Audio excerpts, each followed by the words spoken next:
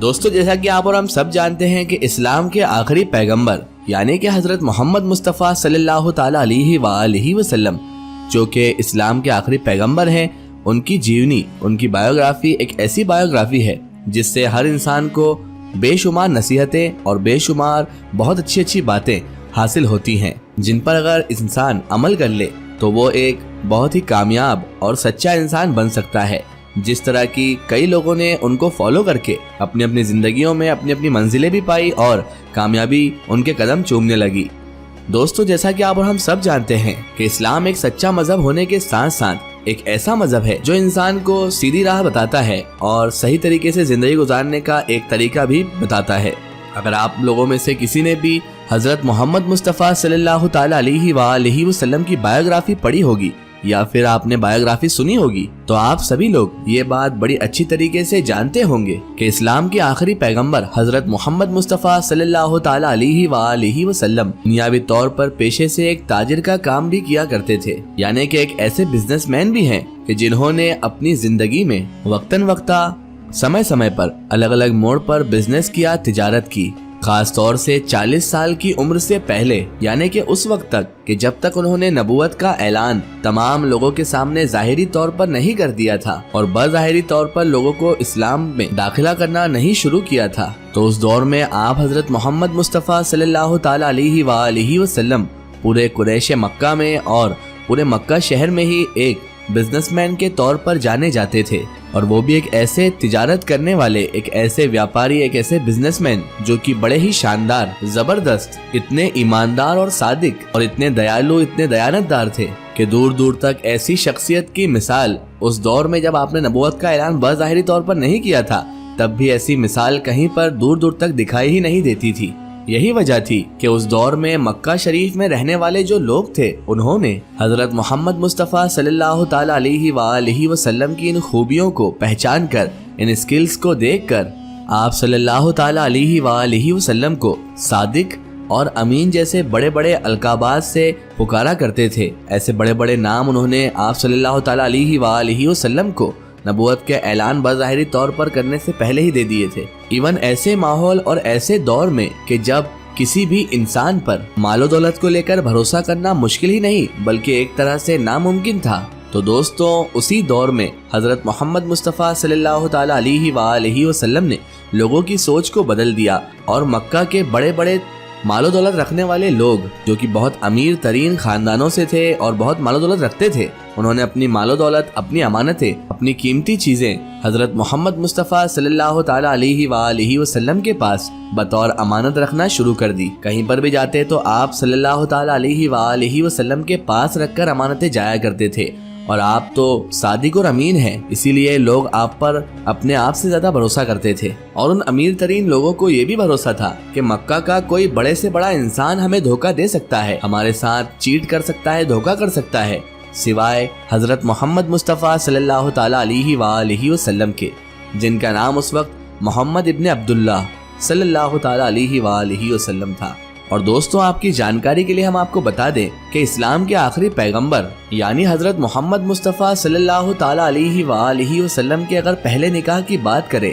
تو پہلا نکاح جن شخصیت کے ساتھ ان کا ہوا تھا ان کا نام تھا خدیجہ الکبریٰ سلام اللہ علیہا۔ جو پہلا نکاح ان کا ہوا تھا وہ بھی دراصل حضور نبی مکرم صلی اللہ تعالی علیہ وآلہ وسلم کی صداقت کو دیکھ کر، ان کے اس پاک کردار کو دیکھ کر ہی ہوا تھا، کیونکہ خدیجہ الکبریٰ سلام اللہ علیہا جو کہ اس دور میں بہت ہی امیر ترین خاندان سے تھی اور امیر ترین ہوا کرتی تھی، انہوں نے اپنا مال و دولت پیغمبر حضرت محمد مصطفیٰ صلی اللہ تعالی علیہ وآلہ وسلم کو اس لیے دیا تھا تاکہ وہ اس کو بیچ کر لے آئیں، یعنی کہ اس مال و دولت سے وہ تجارت کر کے لائیں اور اس کا فائدہ مجھے دے دیں، اور لہٰذا اس تجارت کے بعد ہی جب حضرت خدیجہ الکبریٰ سلام اللہ علیہا جب پیغمبر حضرت محمد مصطفیٰ صلی اللہ تعالی علیہ وآلہ وسلم کی تجارت کی ان سکلز کو دیکھتی ہیں اور ان کی جو انہوں نے پہلے سے تعریفیں سن رکھی تھی، اور یہ تعریفیں اس اسٹاف کی طرف سے ان لوگوں کی طرف سے کی گئی تھی جو کہ خود تجارت میں حضرت محمد مصطفیٰ صلی اللہ تعالی علیہ وآلہ وسلم کے ساتھ گئے تھے،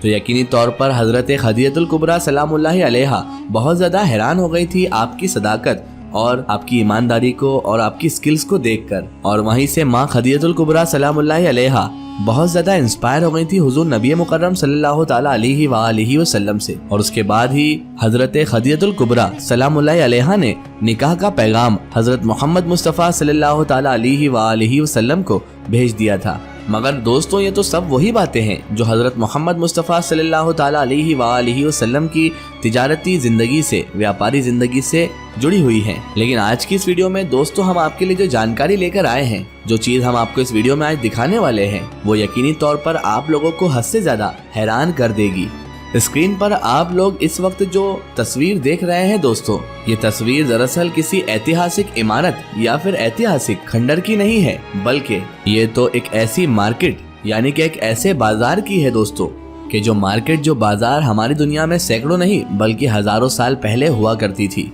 हाँ दोस्तों, ये एक ऐसा बाजार है जो कि प्रॉफिट मोहम्मद मुस्तफ़ा सल्लल्लाहु ताला अलैहि वालैहि वसल्लम के दौर में भी हुआ करता था, और इसी बाजार में आप सरकार तिजारत करने के लिए भी जाया करते थे। दोस्तों बड़ी बड़ी मीडिया ऑर्गेनाइजेशन के मुताबिक अभी से सिर्फ 5 से 7 दिन पहले ही सऊदी अरेबिया की एक बड़ी टीम 40 साल की लंबी मेहनत के बाद आखिरकार इस बाजार को ढूंढने में कामयाब हो चुकी है, और इस बाजार का नाम है सूक खबाशा, जो कि सऊदी अरेबिया की वादी कुनूला में मौजूद है। और एक्सपर्ट्स की तरफ से दोस्तों ये बात भी क्लियर हो चुकी है कि हजरत मोहम्मद मुस्तफ़ा सल्लल्लाहु ताला अलैहि वालैहि वसल्लम 40 साल की उम्र से पहले अक्सर जिस बाजार में तिजारत करने के लिए जाया करते थे, वो बाजार दरअसल कोई और बाजार नहीं था बल्कि यही बाजार था। इतिहासकारों का ये भी मानना है कि जिस तरह से आज के जदीद दौर में हमारी दुनिया में अलग अलग जगहों पर बहुत सारे बड़े बड़े मेले हुआ करते हैं, और दूसरी तरह के बहुत सारे बड़े बड़े इवेंट्स भी हुआ करते हैं, कि जिसमें न सिर्फ दुनिया भर के बहुत सारे लोग भी इकट्ठा होते हैं, बल्कि बड़े बड़े बिजनेसमैन वहाँ पर व्यापार करने, बिजनेस करने के लिए भी आते हैं। लोग रोजगार ढूंढने आते हैं, दूसरी एक्टिविटीज भी करने आते हैं। बिल्कुल इसी तरह से भी आप सरकार के दौर में भी ऐसा हुआ करता था। और ये जो बाजार है जिसका नाम है सूक खबाशा, इस जगह पर हुजूर नबी मुकर्रम सल्लल्लाहु ताला अलैहि वालैहि वसल्लम के दौर में और उनसे पहले के दौर में भी हर साल 8 दिन का एक बड़ा फेस्टिवल लगा करता था। और दोस्तों इस 8 दिन के बड़े फेस्टिवल में सऊदी अरेबिया के साथ साथ दुनिया के दूसरे इलाकों से बड़े बड़े जो ताजिर हुआ करते थे, अपना माल यानी अपने तिजारत का सामान बेचने की गरज से आया करते थे। इस जगह पर साल में एक बार 8 दिन के लिए हद से ज्यादा भीड़ लगा करती थी, जहाँ पर बोलियां भी लगाई जाती थी, ऊंची ऊंची आवाजें भी लगाई जाती थी, और आवाजें लगाकर अपना माल भी बेचा जाता था। खुद पैगंबर हजरत मोहम्मद मुस्तफ़ा सल्लल्लाहु ताला अलैहि वालैहि वसल्लम भी अपने दौर में जब कभी तिजारत किया करते थे तो इस सूक खबाशा नाम की तिजारत गाह में यानी कि बाजार में ही तिजारत करने के लिए गए थे। बहरहाल दोस्तों अब अगर बात करें इसकी डिस्कवरी के बारे में, तो हम आपको बता दें दोस्तों कि एक्सपर्ट्स की एक बहुत बड़ी टीम एक बहुत लंबे वक्त से इस रिसर्च पर ही काम कर रही थी, और ये लंबा वक्त करीब 40 साल के लगभग बताया जा रहा है। मगर दोस्तों उनके लिए मुश्किल ना सिर्फ ये था कि वो इस बाजार को ढूंढे,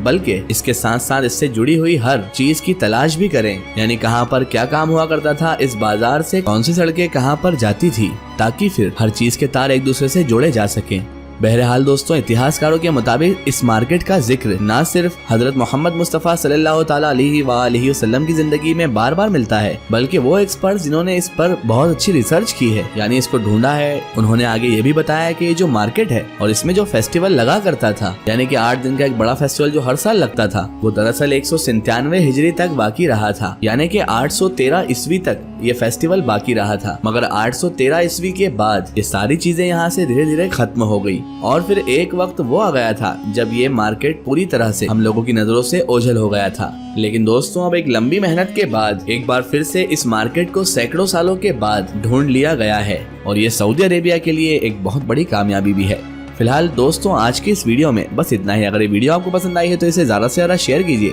इसे अपने फ्रेंड सर्कल, अपने रिश्तेदारों तक जरूर पहुंचाएं। इसी तरह की इन्फॉर्मेटिव हिस्टोरिकल वीडियो के लिए हमारे चैनल को सब्सक्राइब कीजिए और पास में दिए गए घंटी के आइकन को जरूर दबाएं, ताकि हमारी आने वाली हर नई वीडियो की नोटिफिकेशन आप तक पहुंचती रहे।